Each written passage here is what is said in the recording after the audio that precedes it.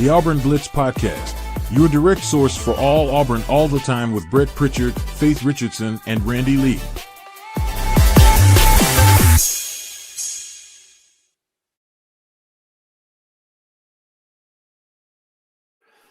What's up, everybody? Welcome into the Auburn Blitz Podcast here on a Thursday morning. We're glad that you joined us wherever and whenever it is that you join us each and every day here on the Auburn Blitz Podcast and making Auburn Blitz part of your daily Auburn athletic intake. Good to see you this morning, Randy. Going to dive into this Ball State game coming up. I mean, it's not a big-time opponent. I'm not even going to try to spin it and try to make this like it's going to be some kind of thrilling game, but it's the home opener. That's thrilling enough. I know that's exciting for a lot of Auburn fans. They get a chance to see Auburn football again in person, and that's the biggest reason to be excited, not because Ball State's coming to town. Well, I like the time of the kick, too, so you've got a late afternoon game, so tons of tailgating time, and so everybody can start their tailgating season off right, hopefully getting there at around lunch and heading into the ball game 3 or 4 hours later. So I know there's a lot of people excited about that, Brett. A lot of other things new inside the stadium. Got a couple of big announcements that have already been made prior to the season that we'll have some big games and to spotlight some players like Cam Newton that will have his jersey retired, this season, and some other things that are coming up as well. Got the new Jumbotron video board behind us to kind of add to the massive one on the opposite side of the stadium. So interested to see all of that and glad to be seen this morning, Brett. It's a busy time of year for us. I was at a football practice last night and somebody said, man, this is y'all's busy season, isn't it? And I started talking to him about my sign business and he looked at me like you just looked at me. He's like, didn't know you'd hit me with the sign business when I brought up your busy season. And I said, well, it depends. It depends on who's yelling at you the loudest when you get into business like ours. So that was the one that was top of mind for me last night. Now, if he'd asked me at 11 o'clock last night, I would have told him I was working on analytics for the Alabama High School Athletic Association, and then it would have been top of mind. So there's plenty going on no matter where you turn in the fall season, isn't it, Brett? I was going to ask you, some of you look forward to a night game other than the ones of us that have to work and get out of the stadium at midnight on Saturday and then go do a post-game show. So everybody else out there tailgating and drinking it up, and we're going to go to work. So that's part of it. Hey, look, I'm actually looking forward to back when I was a fan and sitting in the stands, I look forward to the night game. I actually look forward to the afternoon games now because that means that we can get out a little bit earlier and do some stuff. But no, the environment is great for night games in Jordan-Hare. That's what people live for. And especially if you got a good football team. I mean, we have great environments in Jordan-Hare when we don't have a good football team. So that's kind of my point where I want to go today is consistency because, us as Auburn followers and whatever you want to call us, it's a roller coaster to follow Auburn sports most of the time. And, we come out and go, okay, you got a good win against Baylor. You did a lot of great things. You come home and the last thing you want to do is come out and look like you're going through the motions and look flat. Now, I know that the environment's probably not going to predicate a team to not have any emotion because it is the home opener, and this is a bad Ball State team. I'm not going to even try to spin this like they're going to come in and I can't find a problem they can pose after looking at their stats and looking at their depth chart and looking at their roster. And I just can't find any reason why they should come in and pose a problem. They got beat by Purdue 31-0.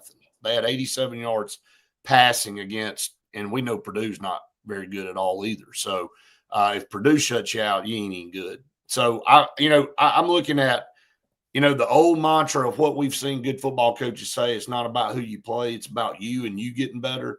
That Auburn come out because they got plenty to work on. There was plenty that needs to be fixed with this Auburn team coming off a win at Baylor. Can Auburn come out there and work on some things and get better? And in the process, win the game like they did against Alabama A&M last year where they put 70 on the board, because that's what it should be. But then also play a lot of guys and get them a lot of quality reps too. Well, if you've got a really good football team, you stick to your guns and you prove that you're going to do that week in and week out. And, you know, the thing that I think we saw this past Friday night is Auburn, unless we go away from it, should be a really good running football team. The offensive line looked physical enough that if you stick to your guns there, they'll continue to open up holes. I think the physicality back in the backfield is there. I know Damari's a little banged up, but you've made mention that he looks pretty good out there in practice. Doesn't look like any major issues there. So I'm one that wants to see as much of Jeremiah Cobb as I can see. I still think there's some big play potential, not only in the running game, but in the passing game with him as we move on throughout the season. But more importantly, Jackson Arnold feels like he's built for this. Now, do you want to see him get hit 10 or 12 times in this game? No, not necessarily, but also don't want to see him go away from what we saw work. You know, keep that RPO going. When the RPO presents itself to be a running play instead of a passing game, take advantage of that. And don't get too, you know, the word I like that you have there is don't get too antsy to put up big time yards at something that you weren't necessarily great at last week. Look, the passing game's going to come. We all know the talent's there. I think Jackson Arnold, the more confident he gets, and clearly it was the confidence in his legs that was there this past Friday night, I think he'll get more and more confident throwing the ball also. So whatever it takes to keep this offense going and not looking like it's stalling out against a team that we shouldn't be stalling out on. Great teams do that, Brett. You know, they don't take a step back after a win. That's my point. Yeah, I think that you don't want to see anything regress. I mean, you're going to win this football game. It's just a matter of how much you're going to win. But you and I've seen Auburn play teams like this in the past where it's 31-14, and you're like, God, like, you know, why did they even hang around? You know, and then of course you can't take away a lot when you blow a team out like this, because last year we opened up with Alabama A&M and it was like 70 points. And it's like, good God, man, this offense is crazy good, blah, blah, blah. And then you come out and play a Cal team and an Arkansas team and turn the ball over 9 times and just look horrible in the process and lose. So there's just not a lot you can take away other than maybe digging into the film study and go, okay, how did each player perform on these particular plays? I'm going to fast forward. I mean, we got South Alabama early next Saturday. It's a 11:45 kickoff. Then you got Oklahoma on the road. And I mean, I'm not going to try to hide it. I mean, got to take care of business. This schedule sets up good for Auburn coming off a road win at Baylor. You got a couple of games at home to kind of tweak and work on some things and refine some things that you didn't do well in preparation for that September 20th game against Oklahoma. That's where all the eyes are going to be, and it's hard not to look forward to that. If you're a coach or a player, you're obviously looking at the task at hand in front of you, but the rest of us in the media and the fans out there and whatever, I mean, we know what's coming in a few weeks, and Oklahoma's got the biggest game in the country this weekend against Michigan. So all of us are going to be watching that, I guess, because that's on at the same time as we play at 6:30. So that kind of sucks. But we'll be keeping up with that, and we'll see what this Oklahoma team has been able to do in the offseason. They've obviously picked up the best quarterback in the portal and John Mateer, and they've added Jade Knott in the backfield, and they've added some other guys because Brent Venables' butt's on the hot seat as much as anybody right now. They were a terrible team last year. The only 2 SEC wins they had last year were Alabama and Auburn. That just kind of tells you where both of our programs have been or are now currently, because Kalen DeBoer at Alabama, you know, outside of the Iron Bowl, which I don't really want to count that as a decent win because we were terrible. I mean, you go back to the Oklahoma game, got dusted, and then you go play a Michigan team that sat half a team out and got beat. And then you open up against a team that won 2 games last year and you got pretty much blown out on the road at Tallahassee. So they got a lot of soul searching to do too. But going back to Oklahoma, Randy, there's going to be a lot of urgency in that game for both of these programs, because assuming that Oklahoma gets past Michigan, I'm not saying they will. They may lose the game, which may add more pressure to Brent Venables. But going into that game, both teams could be undefeated, and really could set the path moving forward for both programs. Well, if they're both undefeated, then it's going to be a great win for Auburn if we go on the road and beat Oklahoma, because I don't care what you think of Michigan right now, that is a consistently good product. It's kind of like beating Tennessee right now. They may not necessarily be championship caliber, but it feels like to me, and I keep saying this, I'm hoping Auburn's heading in that direction, and at least I semi-feel that we are. You're going to get a good version of that football team year in and year out. And so we're going to know a lot more on Saturday. I'll definitely be paying attention to that. And, a few things on the Auburn side that may be worthy of mentioning here that we'll be paying attention to is who gets most of the snaps back in the secondary. You've got Champ out of the ball game.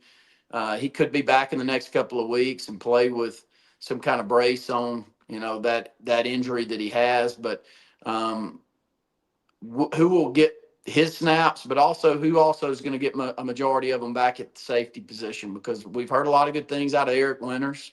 I don't know that I expected to see Eric Winters quite as much as I did in week one, but the coaching staff seems to be maybe a little bit higher on him, the new boy, and a few of the others that I thought would get more of the snaps. So that's a position group right now that's a little bit up in arms on who gets most of the snaps, Brett. And I'm not saying that Ball State's any good, but it will be an opportunity for them to clean up some issues that we saw early on this past week. Yeah, a lot of issues to clean up, really, to be honest with you. So I'll start with the depth chart there since you brought it up. I mean, Jaquez Robinson is listed as the guy to come in behind Champ Anthony. But again, will you see some guys move around? Will you see a guy from that, from a star position move to that? You got Sylvester Smith sitting there. So do you move somebody around? Do you get another corner back on the field because you got Rayon Strader sitting there behind Jay Crawford? You got Rayshawn Pleasant behind Kay and Lee. I'll be honest, Caleb Harris had a terrible game. And coming into this season, he was kind of, he kind of had a chip on his shoulder talking about, hey, nobody gives me a lot of pub, from a national. I'm going to prove it and all this kind of stuff. Well, he didn't have the best game against Baylor. So we'll kind of see how that other safety position's handled. If there's some moving around there, because Eric Winters is the backup there behind Caleb Harris. So, how will DJ Durkin and this coaching staff change some things up now that Champ Anthony's not available for, I don't know, the foreseeable future because of that thumb injury? So I would say right now, two guys I'm high on getting on the field are Rayon Strader and Rayshawn Pleasant. And, of course, we haven't really talked about Donovan Starr or Blake Woodby, which I think are really, really good players too. But I'm thinking Strader. I'm thinking you're trying to figure out a way to get Rayon Strader or Rayshawn Pleasant on the field in addition to that. Now, again, it may be Jaquez Robinson, but that's what you got back there is a bunch of guys that can play. Now you got to figure out the combination if you just want to go, okay, your next man up, Jaquez, let's roll. Or are we going to see some swapping around different positions? Well, I said it after the first game. The good thing for Auburn is DJ Durkin took a squad that didn't play well at all in the secondary the first few weeks of last year and turned it into a pretty good product out there on the field by the end of the year. And that's going to be needed this year, Brett. And, you keep saying, and I'm not second guessing you here, but you keep saying how talented this squad is and how the pieces are back there. Well, a lot of the names that you bring up, they don't have a lot of production on the field yet. So I can hear how great you are at practice and how high your star rating was, but until you take it out to the field and you look like an SEC caliber secondary player, then we're going to be in the boat that we're in as far as who are we going to put out there. And right now, when you're talking about 8 or 10 guys, I don't know that that's a good thing. If you're talking about 4 or 5 guys and you if you do have an injury like Champ that you got to roll one in, then you feel confident that you got the right pieces back there in play. But I think so many of these guys they're unproven. And if you're unproven, you are, as Coach Durkin, giving everybody an opportunity to go out there in a game situation and prove that you deserve more snaps. And I think that's where we are. And that's the great thing about the schedule this year, Brett. You couldn't have asked for a better schedule. Now next year's brutal. And I've seen some other SEC schedules like Florida. I mean, you want to talk about brutal.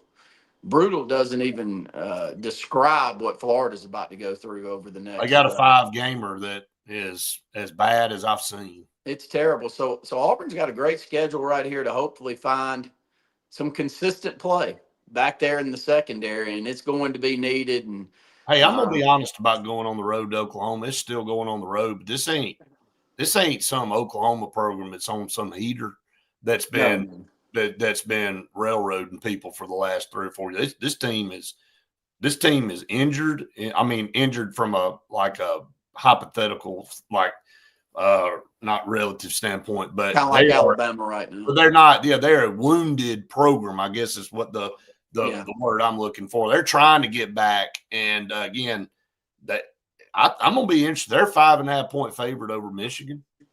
We'll see, man. They're at home.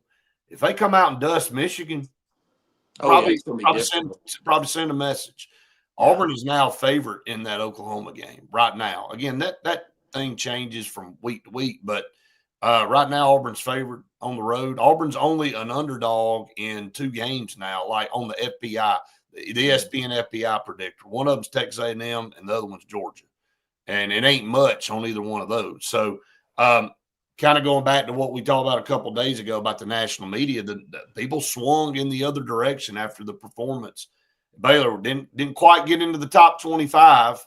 Wasn't good enough to get a top 25 ranking, but it was good enough to turn some heads and go, okay, they went on the road and scored, a lot of points on a Baylor team on the road. And defense, even though they gave up some big plays, they held Baylor under their average of what they averaged last year with a returning starting quarterback that's veteran offensive line, all the pieces they had. So, yeah, a lot to work on, but some things there. I want to go back to the roster for a second. I want to look at this linebacker situation because I know the secondary caught a lot of the flack of, man, we're not covering anybody. We're busting coverages. Well, we're in man defense. I mean, when you're in man defense, you're like that's where the question is. If you set back and too deep like Dave Aranda did, then it does really get into a communication issue back in the secondary, Brett. But Coach Durkin wants to, he wants to man you up. And you're either good enough to stay in coverage and not get beat inside like Auburn did quite often over the middle of the field, or you're not. So I'm sorry I jumped in there, but I mean, no. It's if you're in a zone defense, whether it's 3-4, whether you're in quarters, whether you're in cover 2, communication is key. And having the right pieces back there that can communicate with one another is so key, and getting used to playing with each other and having a confidence level that when you look over to the right, if you're a DB over the left, that you've got help over the top down the middle of the field. Well, Coach Durkin's, he's a high pressure in the secondary type of coach. And I appreciate that. I think it's, for the most part, easier to coach up. But, buddy, you better have the Bows and Joes if you're going to play that type of defense. Yeah. You and I've seen it, unfortunately, on a much smaller level. But at the high school ranks, if you don't have the personnel to go and cover 0, let's say, where you don't have any help over the top at safety, boy, you better know that you've got great athletes. And we've had some funny broadcasts over the years where we've ended up in cover 0 where we had no reason whatsoever to be in cover 0. But I'll digress there, Brett. Yeah, don't bring that up again. That's some. We'll go ahead and hit some. That's a good time to talk about some of our media partners here on the program. Sensa Green, for air that's cool and clean. Call on Sensa Green. They are the carrier experts here in the state of Alabama, and they do save you thousands of dollars on new installs. So if you're looking for a new heating and air unit, they are they're the place to go. I mean, so Colin Citrus Green, we appreciate them so very much. Scout Program Management, a full construction management firm located in Birmingham, Alabama, but they serve the Southeast. They're working on many, many multi-million-dollar projects right now, school builds, school renovations, municipality projects all throughout the state of Alabama. Just talked to them yesterday. Man, they are so busy, but not busy enough to take your project on. That's the thing. So if you got a multi-million-dollar, or it doesn't even have to be multi-million dollars, it could be a few $100,000 project, you need to call on them. They'll take you from the pre-construction planning phase to the finished product, and they'll hold the contractors accountable to make sure your project is done correctly. Call on Scout Program Management. And Bunkers in downtown Auburn, they got live music going on Friday night. Talked to Alan yesterday. They got expecting a big crowd. You don't have to just go on Fridays, though. You can go on Saturdays. It's a great place to go hang out before the game. And if you're not going in the game, I can't think of a better place to go watch the game than in Bunkers with all the TVs and then on the big screens, and they got 2 bars and just got all kind of stuff, man. It's just such a cool place to go. So check out Bunkers there on East Glen. 50 parking spots there in the parking deck. Always worried about parking, right? In downtown Auburn, you don't have to worry about that with Bunkers. They got you taken care of. All right, Tony said the wait is almost over in Millbrook. First home game for Stanhope, 17 Springs tonight against Percy Julian. That's a big deal there for you guys in Stanhope, new facility there. So that's exciting. Jonathan War Eagle, you always look forward to having that War Eagle every day. We appreciate it. All right, now back to this linebacker core. Robert Woodyard, I thought, started off the game pretty good. I mean, he got in there, mixed up, made a few plays. And then, of course, I think DeMarcus Riddick's going to be fine. But it was exactly what Coach Freeze said that I told you before Coach Freeze had his press conference on the following Monday. He said, we got some guys back there. I feel like they're going to be fine, but there was some confusion in pass coverage. There's some straight up downhill guys, man. They're physical. This is a very physical group of linebackers that we have, and they're fast. But as you and I have seen in the past, that doesn't necessarily mean anything because you can run yourself out of plays. You can be over aggressive and take yourself completely out of position and leave a void in the field that you should be defending. So not saying they had a terrible game, but there's a lot of improvement there because, frankly, just not a lot of experience. I mean, when you look at it, Robert Woodyard's an older guy. He ain't played very much. And then DeMarcus Riddick was a third down linebacker primarily last year. And then when you look at Caleb Wheatland, he a transfer from Maryland. He played more than anybody, but he ain't played at Auburn, and he ain't played with these guys. Bryce Dees is a freshman. I can keep going down the list. Xavier Atkins, he's a freshman.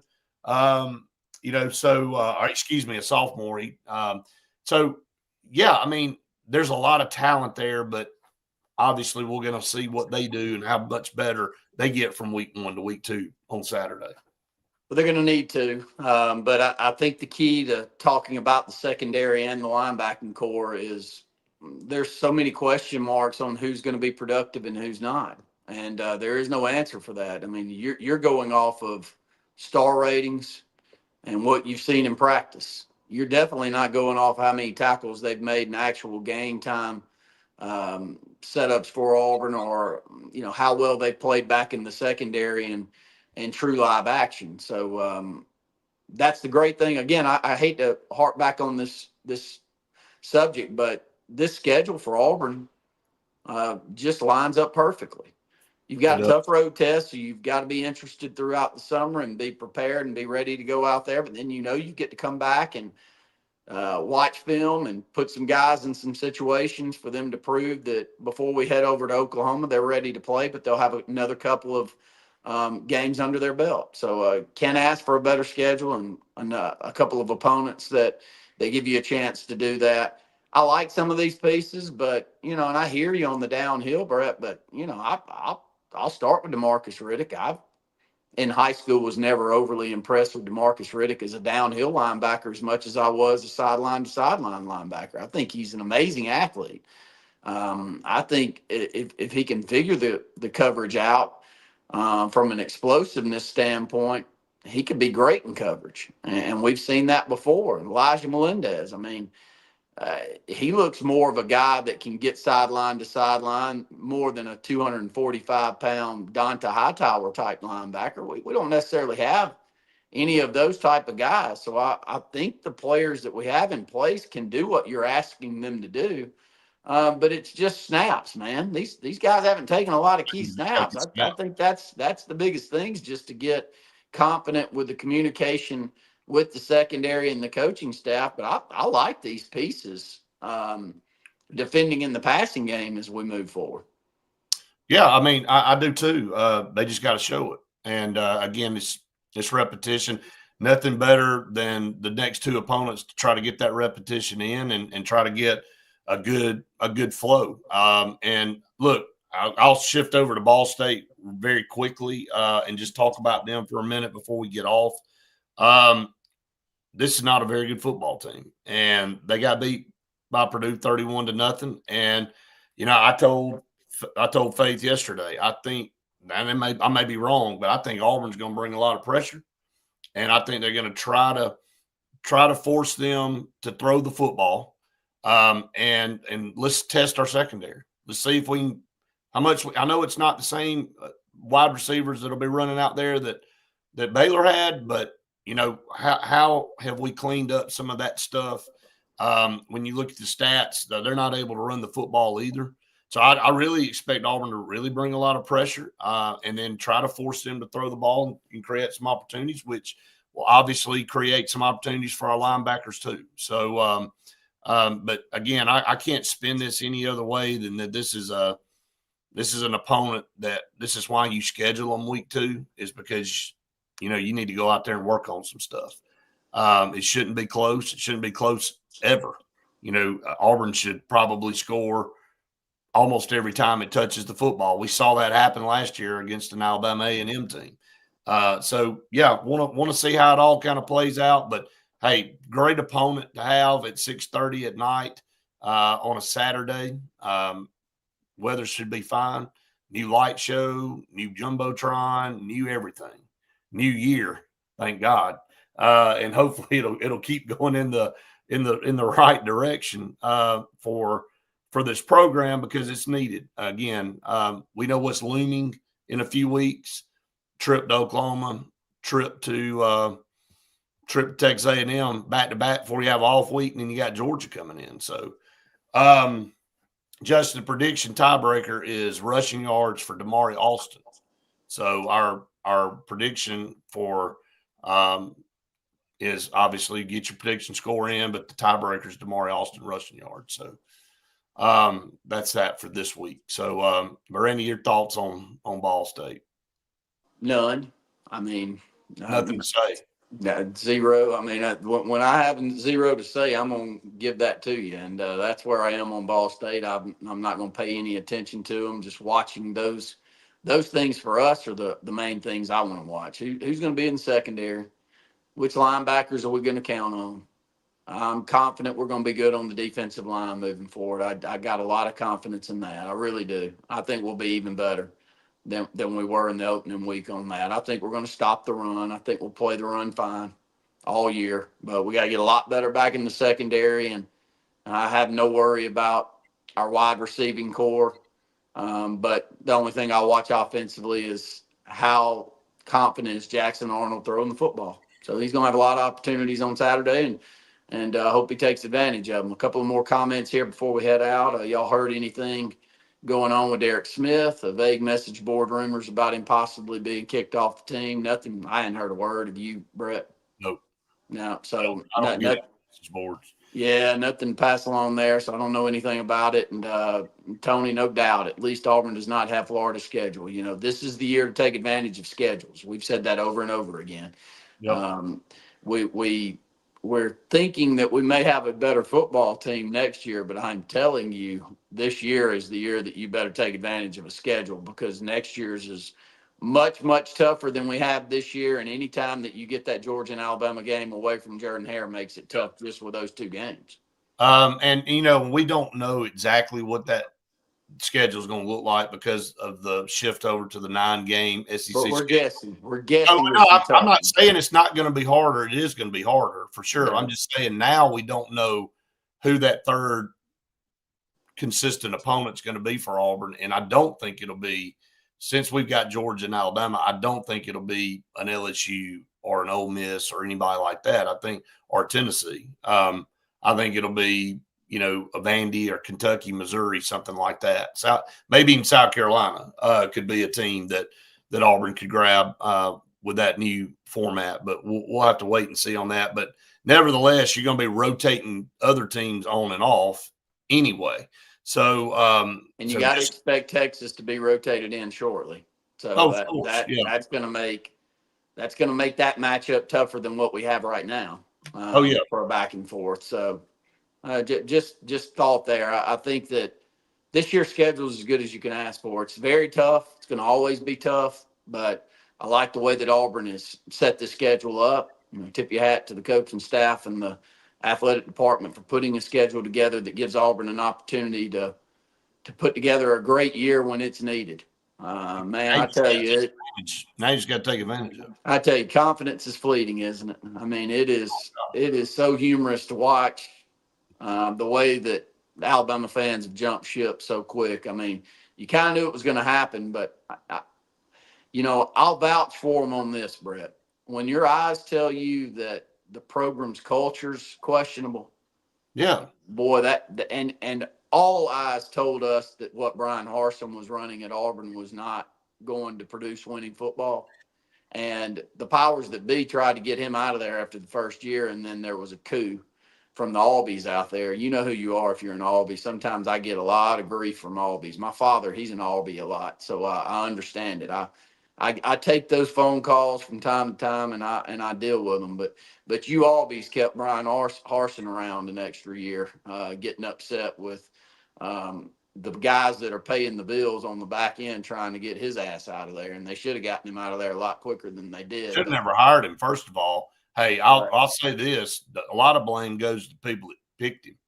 Yeah. Oh yeah. Yeah. And some of those are the same people. I'm not saying that, but what I'm trying to say and get around to for Alabama is when you've got a certain football culture built into your school and you veer too far away from that, it's not going to work. You don't even have to veer far away from it, just a little bit, and you can see the cracks. They start showing. They do, and so that they're showing big. Let me ask you a question. I mean, when are people going to wise up? And look, I know things are negotiated and all, but why the hell would you give Kalen DeBoer a $70 million buyout? No clue. It's the same question I asked about Gus Malzahn with Auburn when they gave him that massive buyout when he threatened to go to Arkansas. I'm like, look, buddy, you just had a great year here.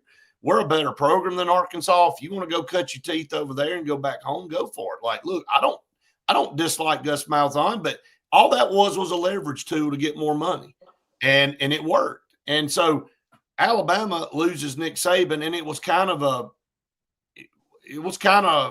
out of the blue a little bit. If you'll go back and remember, nobody was really expecting Nick Saban to step away, but after he'd had about 14 to 20 meetings with players asking how much more money they were going to get, he said, shit, I'm out.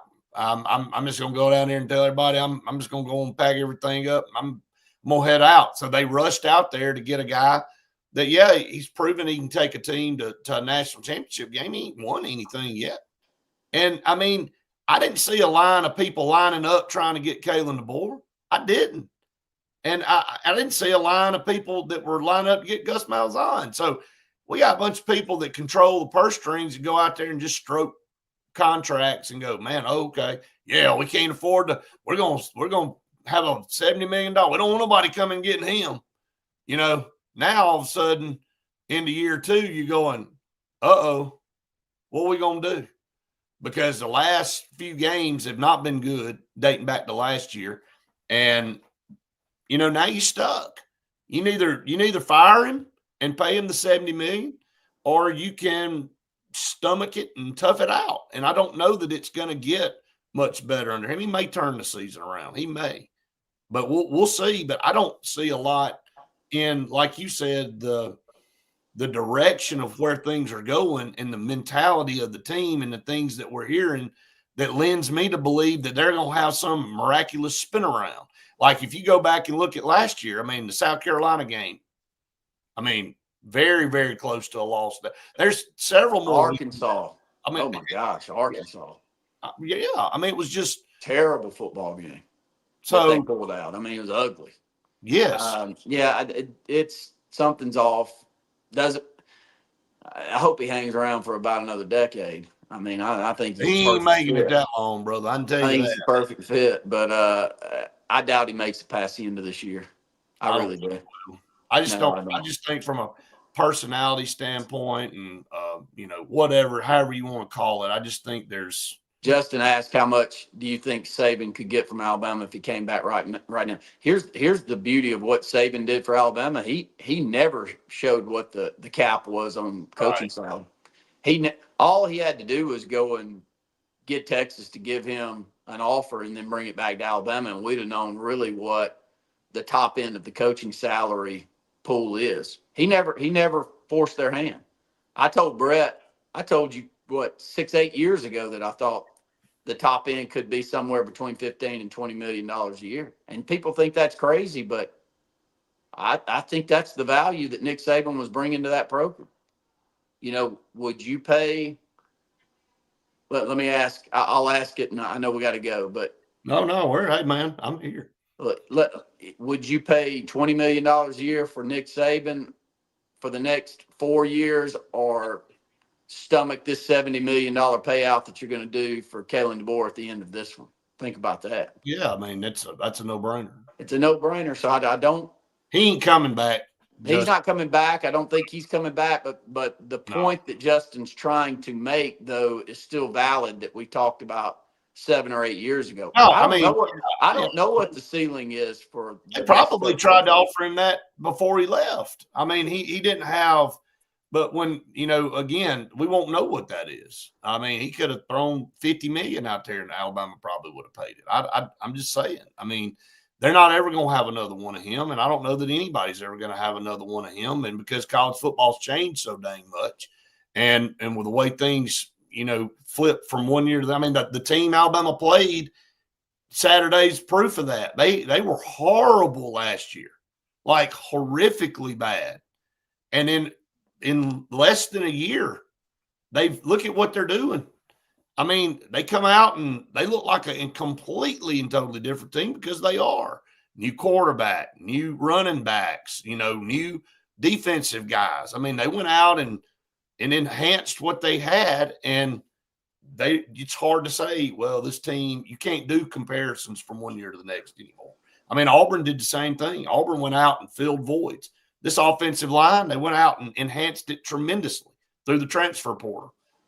Went out and got some linebackers that I think are going to show that's why they went out and got them. So, I mean, got the number 1 wide receiver in the portal, number 2 overall guy in the portal, and Eric Singleton. I mean, that's how fast you can fix things now, from one year to the next. So I know we get caught up in recruiting rankings and all. We had a tizzy in the summer about why Auburn, and we still are scratching our heads on why we did what we did.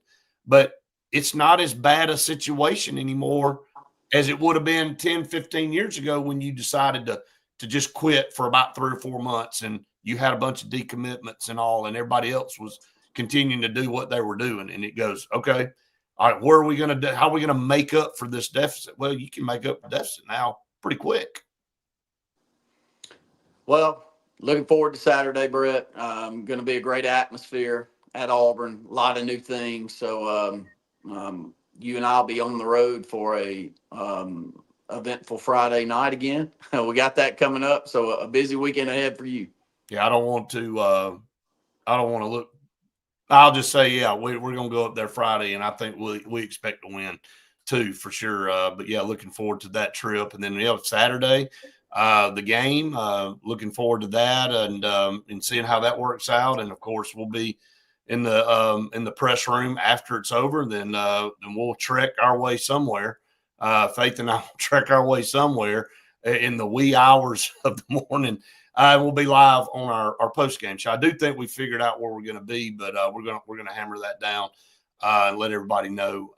But yeah, we're looking forward to that. And a special thanks again. We'll continue to say it to Pepper Tree Steaks and Wine for being our post game show sponsor. Really appreciate Kathy and Paul and everybody over there do such a great job. And they have some of the best food in the world. Andy, thank you for that. Yeah, I like when I don't get a chance to do much of that behind me anymore. So that's why I do my podcast up here, Andy. I get to look at what I used to do, and I'm like, I need to sell this boat down here. If anybody wants a nice bass boat, I got one for sale. I don't get to use it anymore. So, all right, let's go ahead and hit a few of our partners.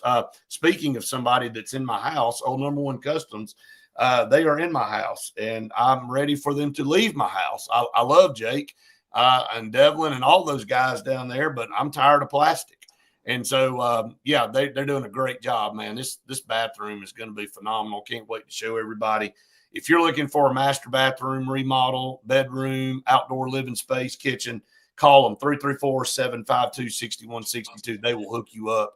It will be done top notch. JFA Blue Plumbing, 844-JFA Blue for a home Atlas water filter duo system installed in your house for $1,599 out the door. You cannot beat that. You need purified water for all of you in the house, including your pets. So make sure you call on them, 844-JFA Blue and Oliver Ross. It is tailgating season. There's going to be a lot of tailgating going on Saturday and every other weekend at Auburn. Call on Oliver Ross. They'll come. They'll set everything up. They'll bring licensed bartenders there to serve all your guests. They'll break it all down. You ain't got to worry about anything. That's why you pay Oliver Ross to come and handle your parties. So call on Oliver Ross. They'll take care of you. I mean, that's who I'd call. I ain't you calling Oliver Ross. I mean, they do such a great job, man. Why do you want to pack all that stuff up after the game? I don't want to. You know, Mark's got a lot of great news coming down the pipe, too. So proud for him and all the growth that he's got going with all of his businesses. And we'll pass those along, Brett. Some new locations coming live here in the short term. So a lot of those people you're talking about, good old entrepreneurial spirit. I'm all here for it. Yep, no doubt, man, no doubt. Well, again, we'll be back on the air at lunch, and you and I won't, but Andy and Jim will at noon. So we look forward to that show. Make sure you tune that in right here on YouTube, Facebook, and Charter Channel 701, Channel 80 if you're watching by TV. Again, if you haven't subscribed to our YouTube channel, we'd love for you to do that. Again, all of you that have, we appreciate it so much. Make sure you hit the like button out there. It helps us out a tremendous amount. Okay, everybody, we appreciate it so much. We hope all of you have an awesome day out there. Be safe, do something kind for somebody, and a big old war eagle to all of you out there.